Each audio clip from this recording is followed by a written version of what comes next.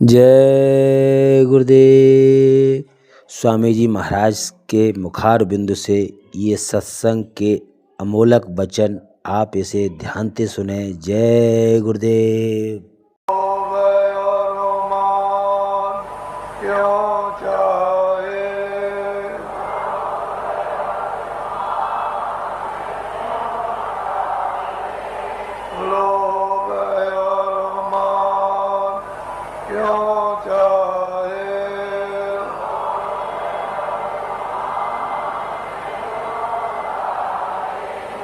पड़ेगा फिर तुझे देना,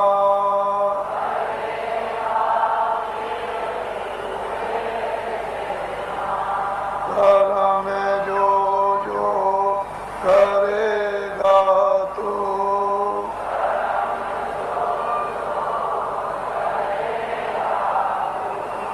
घर में जो जो करेगा तो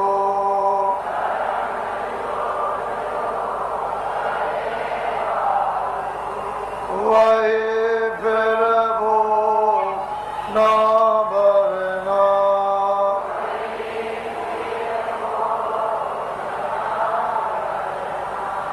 जत के जाल पे यों त्यों,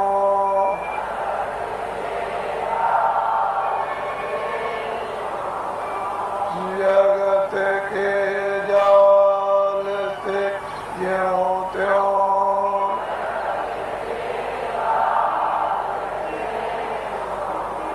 हटो मर्दान गी करना,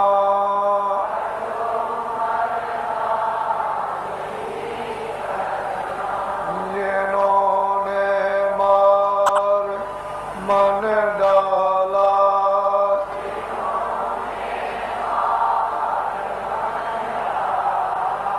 जिन्होंने मार मन डाला,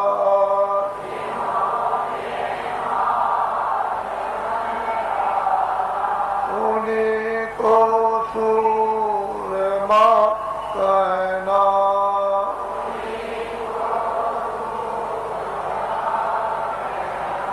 बड़ा बैरी ये मन गठों में,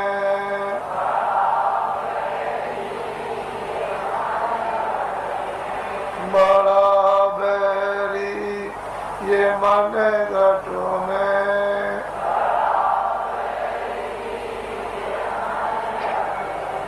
किसी का जी ना कठिना,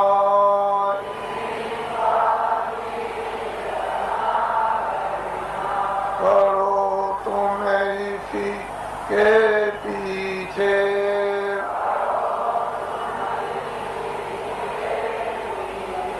करो तुम इसी के पीछे,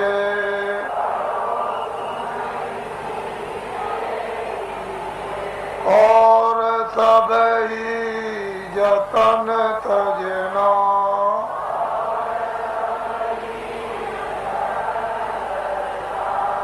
गुरु का ध्यान कर प्यारे,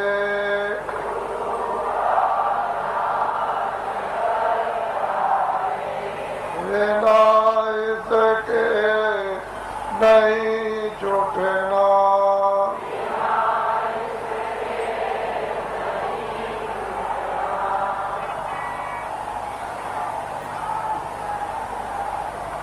जय गुरुदेव, जय गुरुदेव, जय गुरुदेव,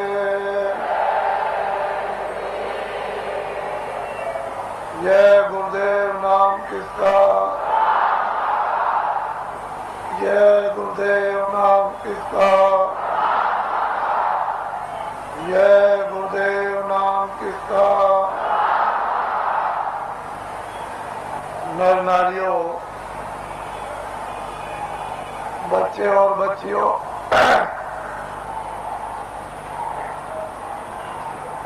लोग अपने अपने गृहस्थ आश्रम में जब संसार का सब अनुभव बच्चों का, भाइयों का, माता पिता का, पत्नी और पति का जब गृहस्थ आश्रम में अनुभव कर लेते थे तो अंत में मोह ममता को त्यागने के लिए लोग अपनी आखिरी आयु का, उम्र का एक हिस्सा ये सोच करके देते थे कि अब चलते चलाते हमारा कल्याण हो जाए। तो तीर्थाटन घर से निकलकर भागवत या गीता कराकर और भोज कराकर देशाटन के लिए, तीर्थ यात्रा के लिए निकल पड़ते थे और ये हाथ जोड़ते थे कि हम आ गए तो आ गए, अब हमको ये समझो कि हम नहीं हैं। हमारा यदि समय पूरा हो जाए तो हम बीच में ही चले जाएंगे। इस तरह से लोग घर से निकलकर तीर्थों में, देवस्थान में, ऋषियों मुनियों महात्माओं के आश्रम में लोग आखिरी आयु में भ्रमण करते थे। ये आशा तोड़कर जाते थे कि अब हमको घर में वापस नहीं जाना, और रास्ते में उनका शरीर शांत हो जाता। प्यार में खाया, ऐसे ही पड़ा रह गया, गड्ढे में गिर गया, किसी ने फेंक दिया, ये कुछ नहीं। घर से निकल गए और चले गए। पहले सभी आश्रमों में ये नियम था, अब ये कहा गया, अब ये बताया गया कि गृहस्थाश्रम में रहो और आपको सच्चा सत्संग, सच्चे महात्मा का मिलना चाहिए, जिससे सत्संग और उसके वायुमंडल में अगर यदि शरीर शांत होता है तो अपने को वो परम सौभाग्यशाली ये समझे कि मेरी आत्मा का हो गया कल्याण।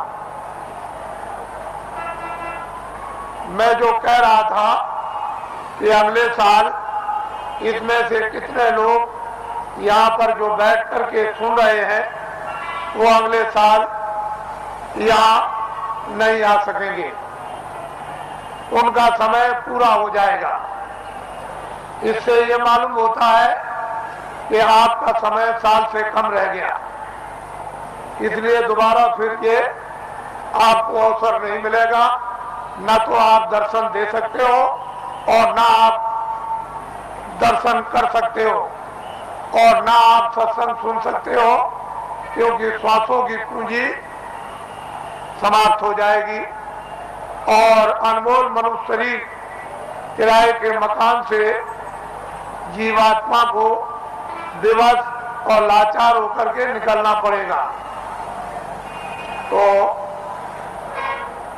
आपने देखा होगा, आप सुबह लाइन में खड़े हुए पूजा के लिए, न कोई बीमार है, आराम से खड़े हैं और पूजा की प्रतीक्षा में है कि हम वहां तक पहुंच जाएं और प्रसाद ले लें, और बस उतने ही में जमीन पर बैठे और शरीर छूट गया, यानी जीवात्मा शरीर से निकाल दी गई। ये जीव का बहुत ही अहोभाग्य, ऐसा अवसर जीवों को मिलता नहीं है। ऐसे वायुमंडल में, ऐसी देखरेख में, ऐसे संकल्प में, ऐसे संदेश में, मालिक की याद में, उसकी पूजा में अगर श्वासों की पूंजी समाप्त हो जाती है और शरीर से जाना पड़े तो उसकी संभाल हो जाती है, वो जीव इधर उधर नहीं जाते। महात्माओं को मालूम है ये जीव कहाँ जाएगा और इसका हिसाब किताब कहाँ पर होगा, वो पूरा उनको मालूम है। जिस तरह से खुली आंखों से आप हमको देखते हो बाहर की शरीर की आंखों से, और मैं आपको देखता हूँ, इसी तरह से अंतर्ज्ञान दृष्टि के द्वारा वो सब कुछ दिखाई देता है कि जीव इधर से जैसे ले जाए जाते हैं वो कैसे जा रहे और कहाँ इनका हिसाब होता है, ये महात्माओं को सब मालूम। पिछली किताबों में महात्माओं ने बहुत कुछ आपके लिए निराकरण कर दिया है और उन्होंने आपको बहुत विश्वास दिला दिया, उसके कहने की जरूरत नहीं है। तो 2 आदमियों का यहाँ पर शरीर छूट गया और कल दोनों के दोनों ही गए। इससे ये मालूम हुआ वो बड़े बेचारे प्रेमी थे, बड़े भक्त थे और बराबर सत्संग में जगह जगह सम्मिलित होते रहते थे, सत्संग सुनते थे और दर्शन देते और दर्शन करते थे। ऐसी उनकी बड़ी तीव्र लालसा रहती थी। तो ऐसे लोगों का तो वैसे भी काम हो जाता। जो नामदानी जंगल में रहते हैं, जो यहाँ सत्संग में नहीं आए, अगर उनका भी शरीर छूटता है तो उनके लिए भी इंतजाम बंदोबस्त करके रखा है कि उनकी भी जीवात्मा गड्ढे में नहीं जा सकती। उनको मालूम है कि कहाँ किस समय पर। इसके माने ये नहीं है कि यहाँ सत्संग में बैठे हैं और आपका दर्शन कर रहे और दर्शन दे रहे और वो जंगल में जीव जो है वहां से चला गया, ऐसा नहीं। उन्होंने पहले ही से इंतजाम करके पूरा रखा है और उनको मालूम रहता है कि जीव यहाँ से नामदानी जा रहा, उसका इंतजाम कर दिया। उसके कर्मानुसार, उसकी साधना अनुसार फिर तुरंत शीघ्र देर कुछ नहीं लगती, मिनटों का भी काम नहीं, और उसको ये फिर मनुष्य जन्म दिलवा दिया जाता। और ऐसे वायुमंडल में जन्म मिलता है जहाँ आप में सत्संगी यानी प्रेमी सत्संगी स्त्री और पुरुष रहे, और जैसे ही वो बच्चा बड़ा होता है फिर नामदान प्राप्त कर लेता है और वहां से साधना फिर शुरू कर देता है। यदि बीच में फिर उसकी साधना अधूरी रह जाए और फिर वो अपना शरीर छोड़ दे तो फिर उसकी संभाल हो जाएगी और ऐसी जगह पर उसको जन्म दिलवा दिया जाएगा कि फौरन सत्संग में फिर आकर और नामदान को प्राप्त कर लेगा और जहां से साधना छूटी है फिर शुरू कर देगा। वहां तक के लिए उसको कोई मुश्किल नहीं पड़ेगी। वो आनंद फानंद एकदम तत्क्षण बताते ही उसका काम होगा और आगे उसके लिए थोड़ी मेहनत करनी है। इस तरह से जीवों की नामदान देने के बाद संभाल हर तरह से होती रहती है, बशर्ते यह है कि आप कोई बुरा काम न करें,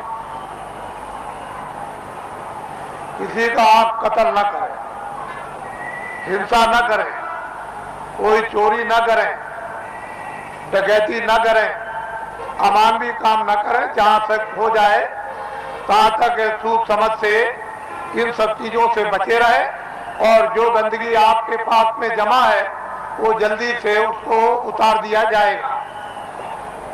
लेकिन जब आप गलती कर लोगे और तुम ये नहीं समझोगे कि मालिक देख रहा और जितने नामदान दिया है वो देख रहा, तुम उसको और मालिक को अंधा समझोगे तो वो कर्म जमा हो जाएगा और उसकी आपको सजा मिल जाएगी। फिर आप रोओगे, चिल्लाओगे। हर तरह से यानी जीवों की संभाल होती है। ये बहुत ऊंचा संदेश और ऊंचा विज्ञान है। ये छोटी मोटी चीज नहीं है। उनको सब मालूम है कि जीवात्माएं कैसे उतरती हैं और कैसे चढ़ती हैं और मनुष्य शरीर में कैसे डाली जाती हैं और किस तरह से निकाली जाती हैं। फिर ये किन किन योनियों में इनके जाने का हिसाब होता है और उनके तार यानी उनकी डोरियां किस किस तरह की है और कौन कौन सी डोरी किस किस योनि में, 84 में या नरकों में या भिन्न भिन्न अलग अलग नरकों में, 4 खानों में, 84 लक्ष्योनियों में, ये महात्माओं को सब जैसे आईने के सामने खड़े हो जाओ ऐसे दिखाई देता है। लेकिन अब ये जरूर है कि जब तुम्हारी आंख खराब हो गई तो आप ऐसा समझते हो कि सब अंधे हैं, किसी के आंख होगी ही नहीं, कोई दुनिया को देखता ही नहीं होगा। लेकिन जिसके आंख है वो तो कहता है सूरज है, चंद्रमा है, ये मकान दिखाई देता है, ये जमीन दिखाई देती है, पर सूर आदमी को क्या होगा, उसको क्या दिखाई देगा। इसलिए जगत अंधा हो गया है और बहरा हो गया, वो महात्माओं को पहचान नहीं पाता, समझ नहीं पाता, उसके पास समझने की बुद्धि नहीं और आंख अंधी हो गई तो कैसे पहचाने। कहीं अगर उसको हाथ में आंख हो गई होती, वो दिव्य नेत्र ज्ञान चक्षु खुल गया होता, तब तो उस नूर में, उस प्रकाश में पहचान लेता। तो हिंदुओं और मुसलमानों और सिखों और ईसाइयों, ये जाति दौलत, ये जन्म जात की संपत्ति महात्मा फकीरों के पास सबकी है। जो भी इच्छा करे, हिंदू मुसलमान सिख ईसाई, वो महात्माओं के पास जाकर के दौलत को ले आए, इस संपत्ति को ले ले। ये सबकी है, किसी एक की नहीं है। और जो इसमें भाव भक्ति करेगा उसको ये दौलत मिल जाएगी। भक्ति नाम किसका है? आज्ञा का पालन, और कोई भक्ति नहीं। भक्ति नाम कोई तस्वीर देखने का नहीं। तुमने मंदिर में मूर्त देख ली तो इसका नाम भक्ति नहीं, या तुमने गाना गा लिया, कोई प्रार्थना कर ली, इसका नाम भक्ति नहीं। जो महापुरुष आदेश दे उसका तुम पालन प्यार से करो, इसको कहते हैं भक्ति। यह है भक्ति। हमने राम को नहीं देखा, हमने कृष्ण को नहीं देखा, हमने तुलसीदास को नहीं देखा, हमने मोहम्मद साहब को नहीं देखा, हमने ईसा मसीह को नहीं देखा, हमने पैगंबरों को नहीं देखा, हमने योगियों को नहीं देखा, ऋषि मुनियों को नहीं देखा, तो आप किसका पालन करोगे? रामायण समझ में आती नहीं, गीता समझ में आती नहीं, कुरान समझ में आती नहीं। अगर समझ गए होते तो रहम ना आ जाता, फिर जालिम तो नहीं रहते, हृदय में दया नहीं आ जाती, निर्दयी तो नहीं रहते। लेकिन वो तो तुम्हारी समझ में आता नहीं। तो भक्ति नाम है आदेश का पालन। जो आदेश का पालन कर लेगा वो तो महात्मा बड़े दूर के देखने वाले होते हैं। वो धीरे धीरे धीरे धीरे धीरे धीरे चारों तरफ से जाल डालकर और ऐसा तुमको फंसा लेंगे, पहले कुछ नहीं बोलेंगे, धीरे से फिर फंसा लेंगे, और जब शिकंजे में आ गए तब फिर ठीक करेंगे। वो बड़े होशियार होते हैं, वो इस तरह से ठीक करते हैं जैसे एक भृंगी एक झींगुर को पकड़ते ही फौरन उसने मूंछ काट डाली बिल्कुल, और टांग काट दी, उसके पर को काट दिया और बिल्कुल उसको संपुट कर दिया कि अब न उठ सकता है न चल सकता, बिल्कुल करके बराबर कर दिया उसको एकदम, और उसको पकड़ लिया और ले गया और छेद पर अंदर की तरफ सुराग में बैठा दिया, और दरवाजे पर बैठ करके भृंगी बस फिर आवाज देता है 24 घंटे। जब उसने भृंगी ने आवाज दिया 24 घंटे के अंदर, तो उसने अपनी सारी शक्ति को झींगुर में भर दिया, तो पर भी जमे आए, उसके पैर भी जमे आए, उसकी मूछें भी जमे आई, और बस 24 घंटे के बाद जो निकला तो फौरन उसने दूसरे को पकड़ा और उसको संपुट कर दिया। तो महात्मा बड़े होशियार होते हैं, उनको नहीं मालूम कि वो कैसे पकड़ते हैं। आपको कुछ नहीं पता, जानते ही नहीं हो। इसलिए आप ये मत समझो ये सूखा सत्संग नहीं है। आपने कल देखा अपनी आंखों से कि 4 बजे से लाइन लग गई और सारी रात जाड़े में बैठे रहे। तो आपको ये जानना चाहिए कि सारी रात जगह तपस्या की, ऊपर से सर्दी थी और लाइन में धीरे धीरे बैठ करके खिसके धीरे धीरे आए और लाइन अभी तक लगी हुई है। अगर इसको देख करके तुमको अगर कुछ भी देश का और तुमको धर्म का और अध्यात्मवाद का और मोहब्बत प्यार और महात्मा फकीरों और सेवकों का अगर अनुभव नहीं होता है तो तुम्हारी बुद्धि जानवरों से भी गई गुजरी। फिर तो मैं ये कहूंगा कि जानवर ही अच्छे, आदमी अच्छा नहीं। इस दृश्य को आप देखिए, इस दृश्य को वैसे मेरे पास ऐसा रास्ता है कि मैं 4 ही घंटे में इसको निपटा दूं, लेकिन मैं ये दिखाना चाहता हूं कि देवियां कैसी बैठी हैं। कतार लगाकर पुरुष कैसे बैठे, कतार लगाकर क्या इंतजारी कर रहे हैं और इस ठंडी में किस तरह से तपस्या कर रहे बैठे हुए हैं, ये आपको दिखाना चाहते हैं। ये महात्माओं का गोपनीय राज है। ये राज और रहस्य कुछ दिनों के बाद आपकी समझ में आएगा, अभी तो नहीं आ सकता। इसमें अगर आध्यात्मिकता का कहीं मसाला ना होता, सच्चा और सत्य, तब तो आप बहुत दूर चले गए होते। ये तो असली चीज है और वही सबको घूम फिर करके उसी जगह पर आ जाना, आएंगे वही। वो रास्ता एक दिया जा रहा, अभी रास्ता और रास्तों के स्रोत अभी खोल दिए जाते हैं, तो चारों तरफ गली कूचे से और फौरन पगडंडी और सड़कों पर आकर और फौरन आ जाएंगे बिल्कुल। फिर आप देखिएगा इस दृश्य को,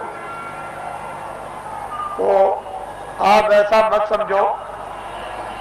वो कहते तो कुछ नहीं है, अगर कह दें कि तुम ये हो, तुमने सुबह इसको मारा, शाम को इसको मारा, इसकी चोरी की, इसकी डकैती की, इसका बुरा किया, इसका ये किया, तो 2 मिनट नहीं ठहरोगे। फिर तो 2 मिनट नहीं ठहर सकते हो, भाग के चले जाओगे। करे यहाँ तो सब कुछ खुल गया, यहाँ तो कुछ नहीं है।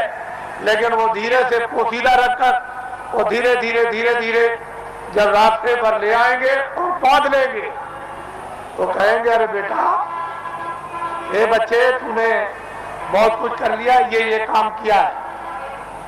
तब उसका होश उड़ जाएगा और वो अपनी जगह पर आ जाएगा। वो आदेश उसको मिलेगा, उसका पालन करेगा। उसका नाम है भक्ति। वाल्मीकि बदल गए, गंगा बदल गई, सदन कसाई बदल गए और बड़े बड़े राजे और जिम्मेदार बदल गए और डाकू और बदमाश बदल गए, बड़े लुच्चे और लफंगे बदल गए।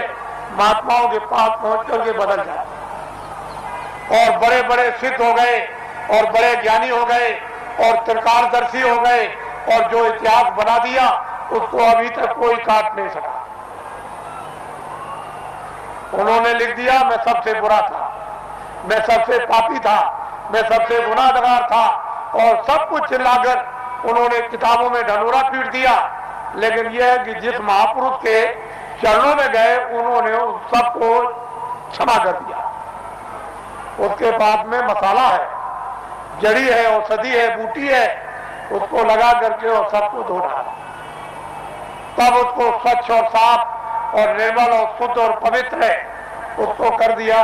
उसकी तब महिमा होती है, तब गुणगान होता है, तब भक्त और भगवान की लीला होती है। नहीं तो वैसे तो कौन भगवान को पहचान सकता है? भगवान तो भक्तों को पहचान लेगा, लेकिन भक्त कौन है? कोई नहीं। भक्त और भगवान का एक रस, एक रूप और एक भाव जब बन जाता है तब लीला होती है भक्त और भगवान की, स्वामी और सेवक की, और मुर्शिद और मुरीद। तो मुसलमान जो मस्जिद में इबादत करते हैं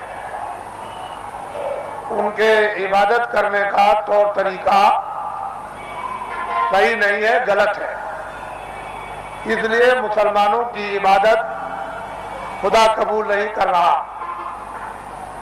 क्यों नहीं कर रहा? कि उन्होंने अपने दिल और दिमाग को पाक साफ नहीं रखा और गंदगी से मालिक इबादत को कबूल कभी कर नहीं सकता। इसलिए उनकी इबादत कबूल नहीं होती और वक्त उनका जाया हो रहा। और ये जिसमें जो आपको थोड़े वक्त के लिए दिया गया, वक्त पूरा होते ही जैसे ही पूरा हुआ, लेकिन उन्होंने कहा जिस्म हमने इबादत के लिए ही दिया है कि इबादत से तुम अपनी रूह को जगा लो और नजात में पहुंचा दो मौत के पहले। लेकिन आपने इसको समझा नहीं, वक्त पूरा हुआ और रूह को जिस्म से निकाल दिया। जिस तरह से हिंदू की जीवात्मा निकाली जाएगी, उसी तरह से मुसलमान की रूह निकाली जाएगी और फैसला दोनों का एक ही तख्त पर होता है, अलग अलग नहीं। वहां न कोई हिंदू है न वहां कोई मुसलमान। वहां तो जो भी तुमने अच्छे और बुरे जो काम किए वो वहां पर हैं और उसी का इंसाफ हो जाएगा। वहां किसी शहादत और गवाही की जरूरत नहीं। ये सब कुछ है, महात्माओं को, महान आत्माओं को ये सब दिखाई देता है। इससे मालूम होता है कि वो कौन है हिसाब करने वाला और किस तरह से हिसाब करता है, और किन लोगों को फिर मनुष्य शरीर नहीं मिलता और कब तक नहीं मिलता है, ये महापुरुषों को सब मालूम। अब आप लोगों से हमारी ये विनय और प्रार्थना है कि अब आप लोग अपना उम्र का जो थोड़ा बहुत बचा हुआ हिस्सा है, कुछ तो आप खेती, दुकान, दफ्तर में लगा दो, कुछ बच्चों की सेवा में लगा दो, कुछ मान सम्मान में लगा दो, कुछ सोने में। थोड़ा सा समय बचाओ इसी मनुष्य मंदिर में, जिस्मानी मस्जिद में, तो सच्चे खुदा की रूह से इबादत हो जाए और सच्चे भगवान का जीवात्मा से भजन हो जाए, तो ये जीवात्मा उस नूर को, यानी वो रूह नूर को वो पाले, यानी जीवात्मा उस प्रकाश को प्राप्त कर ले जो इसकी जान है, जिसके बगैर ये बेखबर और अकेली बियाबान अंधकार जंगल में ये मारी मारी फिरती है, उसका कोई सहारा, देखभाल करने वाला नहीं। इतना काम तुम करोगे बचा हुआ थोड़ा समय, बाकी जो जो आदेश आपको मिलता जाए 23 घंटे के अंदर, 1 घंटा तो आप रिजर्व कर लो कि 10 मिनट सुबह, 10 मिनट शाम को, 10 मिनट दोपहर में, 10 मिनट दोपहर बाद और 10 मिनट अर्ध रात बाद। इस तरह से 1 घंटा तो रिजर्व कर लो, बचा करके रख लो, और 23 घंटे के लिए जितना जितना आदेश मिले, दफ्तर के लिए, दुकान के लिए और खेतों के लिए और बच्चों की सेवा के लिए, आए गए मेहमान के लिए और सोने के लिए और स्नान करने के लिए, अस्पताल में जाने के लिए, जितना आपको आदेश मिल जाए वो तो आप इसकी हिफाजत कर लो। इसमें बैठी जीवात्मा, उसकी भी हिफाजत कर लो। दोनों काम आपके लिए सुलभ हो जाए, ये भी ठीक और जीवात्मा भी तुम्हारी जाग जाए। लेकिन इसी से जगेगी जब ये ठीक रहेगा, निरोगी रहेगा और स्वच्छ रहेगा और साफ रहेगा और पाक रहेगा, तो फिर जीवात्मा भी साफ हो जाएगी और निरोगी हो जाएगी। नहीं, ये रोगी तो वो भी रोगी, ये गंदा तो वो भी गंदी, मन गंदा, बुद्धि गंदी, आंख गंदे, चित्त गंदा, तो जीवात्मा और अंतःकरण भी गंदा, तो फिर बीमारी कैसे जाएगी, ये रोग और कोड़ कैसे जाएगा। तो इसलिए आप थोड़ा रिजर्व करो अपने समय। फिर थोड़े ही समय के बाद जब नशा उतरने लगेगा तो अफीम का नशा कुछ नहीं, शराब का कुछ भी नशा नहीं, ये वो नशा है कि एक बार पी लो तो फिर कभी चढ़ी उतरती नहीं है। इसके बाद बहुत से लोग आते हैं और बड़े बड़े प्रलोभन दिए कि चलो आप ही को प्रधानमंत्री बना देंगे। अरे मैंने कि चलो, तुम एक प्रधानमंत्री नहीं, लाखों और करोड़ों, उसकी भी जरूरत नहीं है, वो तो कूड़ा कचरा है। प्रधानमंत्री का स्थान कूड़ा कचरा बदबूदार है, ये सब तुम्हारा कोई असर लगने वाला नहीं है, इसको छोड़ दो। धन और दौलत ये सब छाया है, ये वक्त से ये सब अलग थलग, और ये भी छाया, ये मैल है। देखते देखते मिट्टी का मिट्टी में, वायु का वायु में, अग्नि का अग्नि में और आकाश का आकाश में, ये सब का सब जल का जल में मिल जाएगा और कुछ भी पता नहीं चलेगा कि ये कहाँ चले गए। और जीवात्मा जिसके कारण ये चलता फिरता बोलता है, ये बादशाह कहलाता, सेठ साहूकार कहलाता, विद्वान कहलाता और बड़ा बहादुर और दानी कहलाता, वो तो निकल जाएगा, उसका भी पता नहीं। उसी के पते के लिए अनमोल मनुष्य शरीर आपको दिया, इसमें बैठकर उसका पता लगा लो और इन्हीं इंद्रियों के द्वारा तुम जो है उस छाया पर, यानी कागज पर लिख मारो कि मैंने उसको देखा जिसका कभी नाश नहीं होता है, जो चलता फिरता बोलता नहीं, जिसके यहाँ कभी सुबह शाम नहीं होती है, जिसके यहाँ कभी रात्रि और दिन नहीं होता और सूरज और चांद कभी निकलता नहीं, वो एक रस रहने वाला, इसलिए आप थोड़ा समय बताओ। ये हमारी विनती और प्रार्थना है। हम तो वर्षा आदेशानुसार ये देते हैं, लेकिन उसको संभाल करके रखो। हमारी बात अच्छी तरह से समझ लो। तुमने अगर किसी की नाक काटी है सुबह, तो वो सब फिल्म में आ गई। शाम को तुमने गर्दन काटी तो सब फिल्म में आ गई। वो रो रहा, चिल्ला रहा, सामने पड़ा। मारने वाला भी है, मरने वाला भी। किसी की टांग काट दी, हाथ काट दिया। रात को चोरी या दिन को की, दिन को डकैती या रात को, या आपने और कोई अमानवी काम, ये सब फिल्म में, फाइल में सब छपता जा रहा। और जब तक वो कुछ नहीं बोलेगा, जब तक आपका समय पूरा नहीं होता, और जैसे ही समय पूरा हुआ पूरी फाइल खुल जाएगी। तो आप वहां ये तो नहीं कह सकते हो कि मैंने नहीं मारा, मैंने नाक नहीं काटी, तो सामने होगा और तुम भी सामने होगे और चाकू चलाते होगे, तुम वहां बंदूक चलाते होगे, लाठी चलाते होगे, तुम चोरी करते होगे, तुम डकैती डालते होगे, सब वहां पूरा का पूरा वो वहां तस्वीर है। तो आप क्या इनकार कर सकोगे? ये बदले देने पड़ेंगे।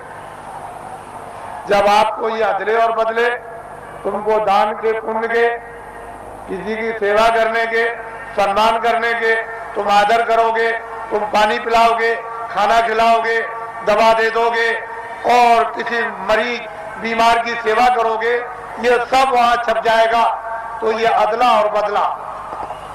फिर वो तुमको मारेगा, फिर तुमको खिलाएगा, तुम्हारी इज्जत करेगा, तुम्हारी बेइज्जती करेगा। तुम्हारा मतलब यह है कि चोरी करेगा और तुम्हारी रक्षा करेगा। जो जिसके साथ जो काम करेगा उसको बदला दे। ये बदले बदले से कोई चूक नहीं सकता। जब कृष्ण भगवान 56 करोड़ यदुवंशियों को समाप्त कर दिया, पलक के मारते में खून की नदी बह गई। तो जब जाने लगे प्रभात पाटन नदी के किनारे कि अब हम अंतर ध्यान हो जाएंगे, चले जाएंगे अपने गोलोक को। उसी समय एक बहेलिये ने उधर देखा तो उनके पैर में पद्म था। उसने सोचा कि हिरन पानी पी रहा, तो फौरन निशाना लगा करके उसने मार दिया। और उस बहेलिये को मालूम हो गया कि लग गया। वो फौरन दौड़ करके आया तो देखा कि वहां कृष्ण भगवान बैठ करा रहे हैं, बड़ी पीड़ा हो रही। तो उसने कहा, अरे भगवान ये क्या हो गया? मैंने तो सोचा था कि हिरन पानी पी रहा और यहाँ आप निकल आए, मैंने तो बड़ा अपराध किया। कह लगे, भाई तुमने कुछ नहीं किया, मैंने रामा अवतार में पेड़ की ओट में होकर के हमने बाली को मारा था और बाली बहेलिया बना। तो फिर वो द्वापर में कृष्णा अवतार में उसने अपना बदला ले लिया। जब ऐसी ऐसी शक्तियों से ये बदले नहीं चुक सकते हैं, उनको भी बदला देना पड़ेगा। तो तुम्हारे पास तो कोई शक्ति और ज्ञान नहीं, तुम कोई योगी तो हो नहीं, तुम तो मतलब यह है कि आप सिद्धि प्राप्त करने वाले तो हो नहीं, तो तुमको तो ये बदले देने ही पड़ेंगे। जब ऐसी ऐसी शक्तियों को देना पड़ा और किताबों में लिख दिया कि ये हमसे भी बदला नहीं चुक सकता, हमको भी देना होगा, लेकिन संत इस बदले को चुका देंगे। उनके पास बदले के चुकाने का मसाला है, योगियों के पास नहीं है, सिद्धों के पास नहीं, ज्ञानियों के पास नहीं, तत्वदर्शियों के पास नहीं, संतों के पास में इसका मसाला है, इसको चुकाने का, और किसी के पास नहीं। तो आपको तो ये भेद मालूम है नहीं, फिर आपने तो कृष्ण को देखा नहीं कि आप जल्दी से कहोगे कि नहीं हम भी हैं। फिर जब आपने देखा नहीं तो पूजा कितनी कर रहे हो? अरे किताब में लिखा है कि तुम जाओ, अगर मुझको पाना चाहते हो, मेरा दर्शन करना चाहते हो, मेरे लोक में आना चाहते हो, तो जो मुझको पा चुके हैं तत्वदर्शी, जिन्होंने अपनी जीवात्मा को जगाकर और ज्ञान चक्षु द्वारा जिन्होंने मेरा साक्षात्कार किया है, तुम उनके पास चले जाओ, वो मेरा भेद बताएंगे और उनकी कृपा और मदद और सहायता से तब मेरे लोक में तुम आओगे। तो ये तो कोई मानने वाला है नहीं। तो बताओ फिर पूजा किसकी होगी? तुमने खुद को अपने को धोखा दिया, खुद को भ्रम में रखा, खुद को अंधकार में रखा और खुद भटक गए। कौन बताएगा आपको? आपकी आत्मा की कौन रक्षा करेगा? कौन संभाल करेगा? माँ बाप कर नहीं सकते, धन दौलत कर नहीं सकता, राजा कर नहीं सकता है और लोग कर नहीं सकते हैं, तो इस आत्मा की रक्षा कौन करेगा? जो किताबों में लिखा हो आपकी समझ में आता नहीं। आप तो किसी महात्मा महान आत्मा को खोजते नहीं हो, और आपके पास भी चला जाए तो आप उसको पहचानते हैं। इसलिए ये दिन ऐसे बुरे आए कि महान आत्माओं की बड़ी अवहेलना हुई, बड़ा तिरस्कार हुआ, बड़ी गाली गलौज, बड़ा उनका अपमान हुआ, बड़े शब्द भद्दे शब्दों से प्रयोग किया गया। लेकिन हमारा देश तो ऋषि मुनियों का, साधु संतों योगियों का देश है।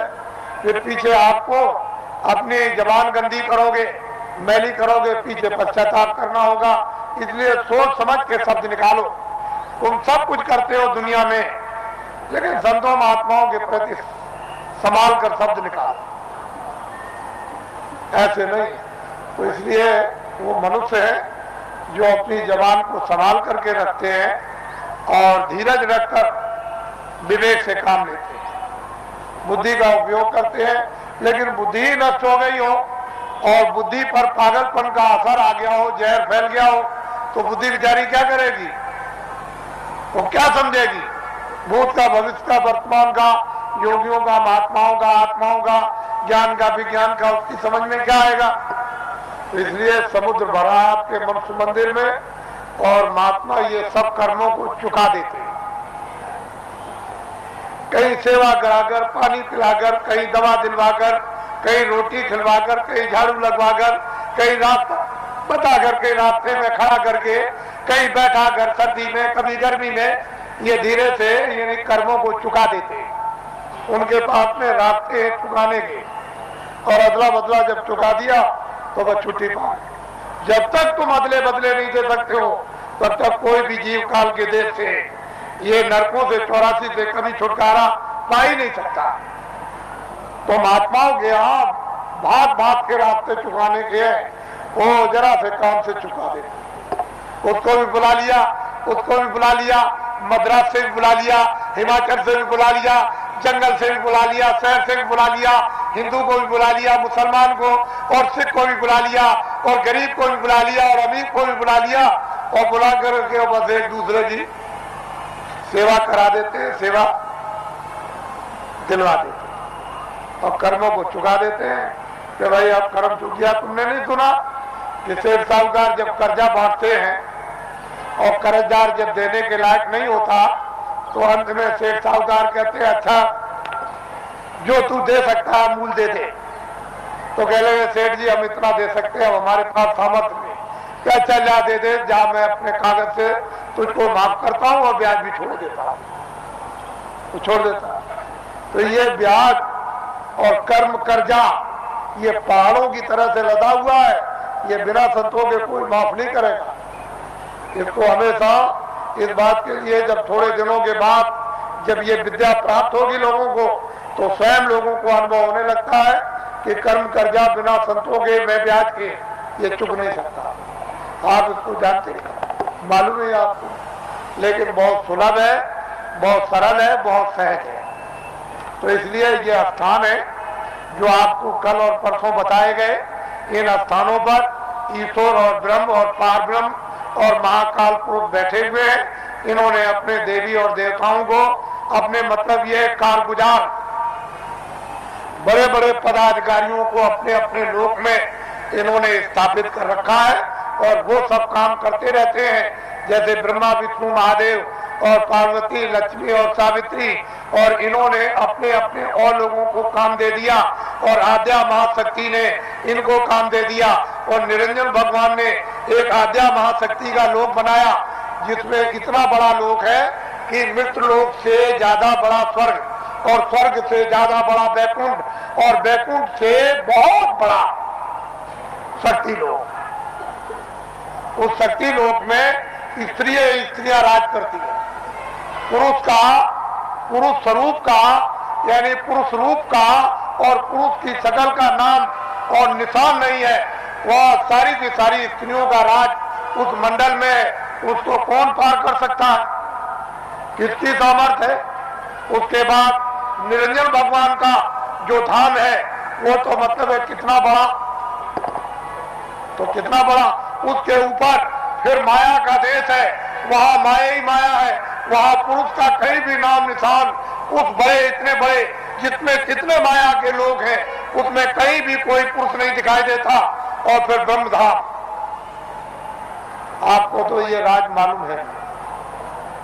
तो इसकी साधना दोनों आंखों के पीछे जो जीवात्मा बैठी है और ऊपर से आवाज आ रही है, लेकिन कान तुम्हारे बंद हो गए और तुम जुग जुग से यानी कितने कल्प बीत गए जब से आए तब से सो गए।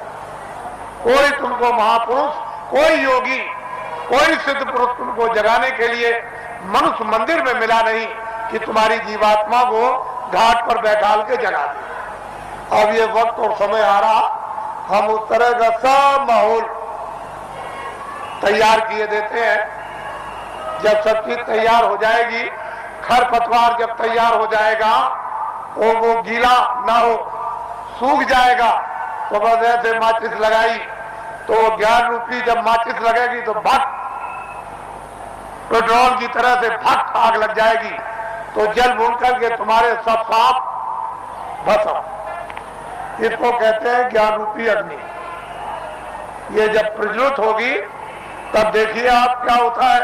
तो हम तो ये वो दिन आपको बताना चाहते हैं कि स्त्रियां भी और पुरुष भी यहीं से बैठकर दिन में काम करेंगे और रोज स्वर्ग में जाएंगे, वैकुंठ में जाएंगे, उधर देवी देवताओं का दर्शन करेंगे और वहां ब्रह्मा विष्णु महादेव उनका भी दर्शन करेंगे और उसके ऊपर भी जाएंगे और रोज लौट करके चले आएंगे और खेती भी करेंगे, दुकान और दफ्तर का भी काम करेंगे और शाम को बच्चों की सेवा और बैठ जाएंगे और फिर निकल जाएंगे। बड़े ध्यान से आप सुनिए, ये आसक्त रहित ये परिवार होगा जैसे राजा जनक थे। उनको राज का आदेश का पालन करना था, उसको कोई मोह ममता नहीं थी, निर्लेप थे, जिसको कहते विदेह, कोई आसक्ति ना हो उनको विदेह, उनकी जीवात्मा जागे। हम उस चीज की आपको तैयारी करके धीरे धीरे उसी तरफ जा रहे हैं। ये तैयारी हो जाए और इतनी प्यास लगेगी कि तुमसे उस समय ये कहा जाएगा कि तुम लोग प्रधानमंत्री बन जाओ, तुम मुख्यमंत्री बन जाओ, ले तुम राजा बन जाओ और तुम ये बन जाओ, तो तुम फौरन फेंकोगे कि हमको नहीं बनना की जरूरत, हमको नहीं, हमसे ये काम नहीं हो सकता। अरे भाई वो चीज तो कुछ और है, तो यहां मरे जा रहे हो वैसे ही बेमतलब। अरे महात्माओं के पास आकर के कुछ काम करो तो कुछ काम भी हो जाए, महात्माओं के आदेश का पालन करो, दुनिया सब समझ में आ जाए, गृहस्थाश्रम भी, समाज भी और देश भी समझ में आ जाए और तुम सब लोग निर्लेप रहो और शरीर का, परिवार का, सब तरह का क्षणिक सुख भी ले लो और आत्मा को जगा करके सच्चा आनंद प्राप्त कर लो। असली काम क्यों नहीं, नकली में फंसे फंसे फंसे फंसे। और ये जो नशे चढ़ा रखे आपने, एक नशा, कितने नशे तुमने चढ़ा रखे, और नशों को जो आपने चढ़ा रखा तो किस तरह से तुम बदहोश हो, होती नहीं, कुछ होश नहीं है। तो इसलिए आप थोड़ा सा समझ से काम लो, बुद्धि से, और जाग करके संदेश सुनो, सो करके मत सुनो। वही मनुष्य है जो जाग करके सुनता और फिर वो अमल करता है। जैसे वस्त्र पहन लिया तो ठंडी दूर हो जाएगी, गर्मी दूर हो जाएगी, बरसात की हवा नहीं लगेगी, लेकिन जब तुम उस वस्त्र का अमल ही नहीं करोगे, वस्त्र पहनोगे नहीं, शील, क्षमा, संतोष, विरह, विवेक, ये एक वस्त्र है जो पहन लिया जाता है तो काम, क्रोध, लोभ, मोह, अहंकार पता नहीं किधर चले गए। अभी आपने इसका वस्त्र पहना तो आपको क्या मालूम होगा कि वस्त्र कपड़ा कैसा होता है। तो आप लोग आज, क्योंकि बहुत से लोग सुबह भी आ गए, रात को भी नामदान तो कर हुआ था। ये नामदान सर्वोपरि दान है। इसको ऐसा मत समझिए, वक्त और समय आएगा तो लोग बहुत भटकेंगे इसके लिए। जो आज इसकी अवहेलना तिरस्कार करेगा उसको 200-200 मील, 400-400 मील, 500-500 मील दौड़ करके जाना पड़ेगा। ये अभी से मेरी बातों को याद रखिए।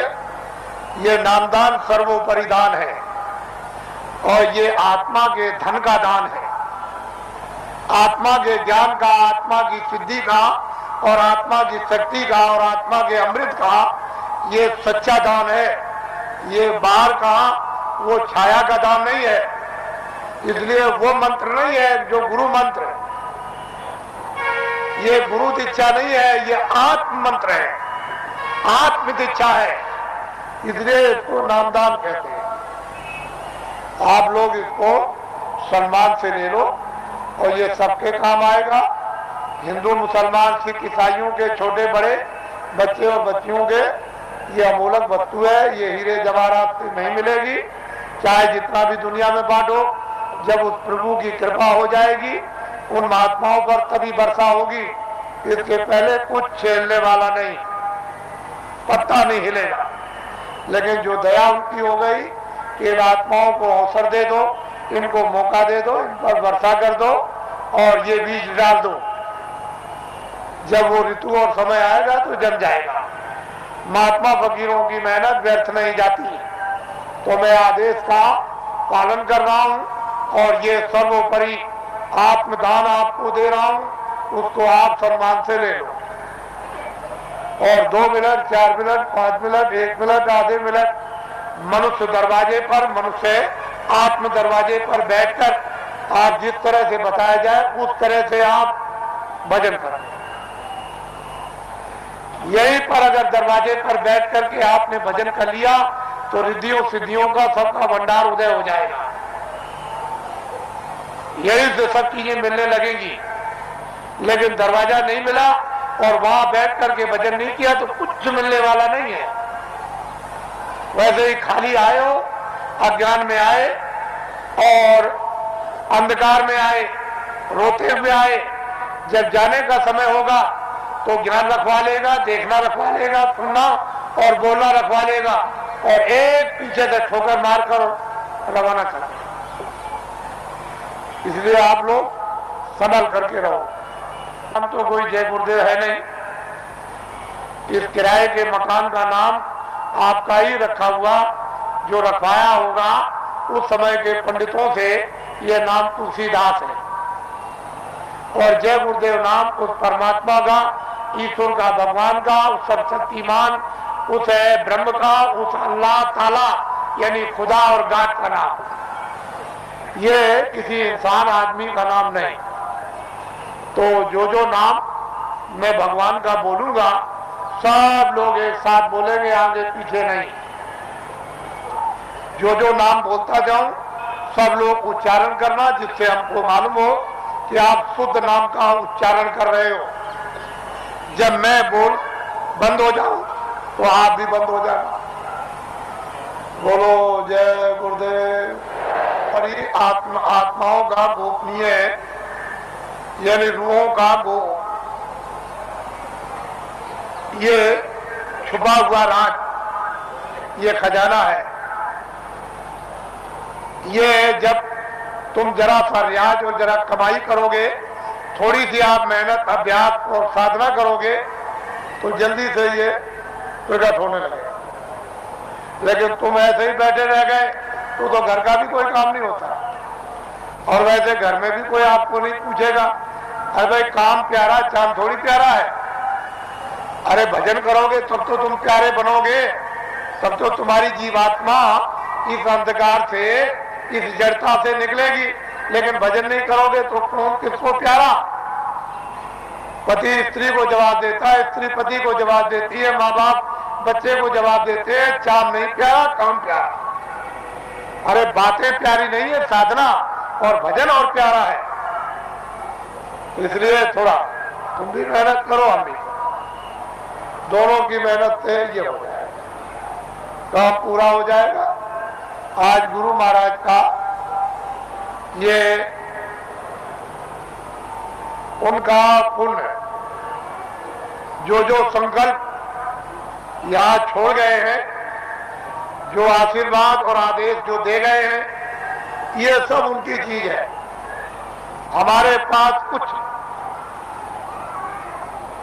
उन्हीं का आशीर्वाद, उनकी दी हुई ये दौलत है, और उन्होंने आदेश दिया है कि इस तरह का जब समय आएगा तो बांट देना, वो आपको मिलेगी। उनकी ये स्मृति है, यादगार, कि ये खजाना महापुरुषों ने बांटने के लिए दिया है, ये उनकी यादगार। और वो सब चीजें ताजी। गुरु महाराज बड़े सादे थे, बड़े सीधे थे, बहुत सादगी थी, बड़े सीधे थे, बड़े भोले थे, लेकिन जानते सब कुछ थे, कोई चीज उनसे छुपी नहीं, सब कुछ जानते थे। और उन्होंने ये संकल्प, तो उनका ये संकल्प है, इन जीवों को बहुत लाभ होगा, रूहानियत का, आध्यात्मिकता का। आगे सब लोग तैयारी करो, भंडार खुलेगा और सब लोग उस भंडार में प्रवेश होंगे और असली खजाने की लूट होगी। लोग लूटेंगे अपने अपने दामन, अपनी अपनी झोली, नेत्रों की झोली, नेत्रों का दामन, दिव्य नेत्र की झोली और दिव्य नेत्र का दामन फैलाकर, और माल की, अद्भुत माल की, दैविक माल की